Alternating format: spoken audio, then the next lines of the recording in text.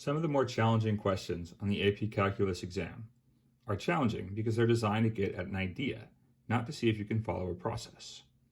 In this case, we're trying to get at the idea of what it is to take the derivative of an even function. Let's start by visualizing an example. So here's a great example of an even function, the parabola. Recall that an even function is symmetric across the y-axis. And this here is our formal mathematical definition of an even function. F of x is equal to f of negative x. All this means is that if I pick some value of c on the parabola, the value of f of c is going to be the same thing as the value of f of negative c. Now let's think about what it would mean to take the derivative at f of c. We draw in our tangent line, and clearly the derivative is positive because the slope of the tangent, the rate of change of the curve, is increasing.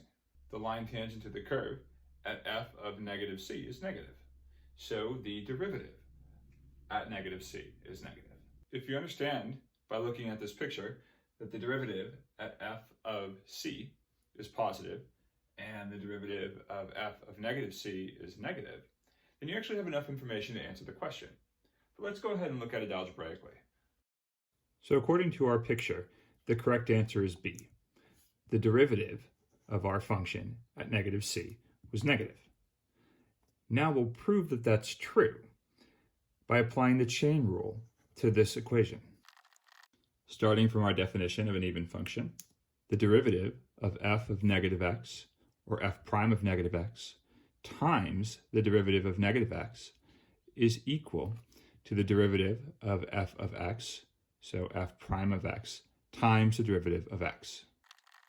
Simplifying just a little bit, we get negative f prime of negative x is equal to f prime of x. Now all we have to do is input negative c. Be very careful for the sign trap here.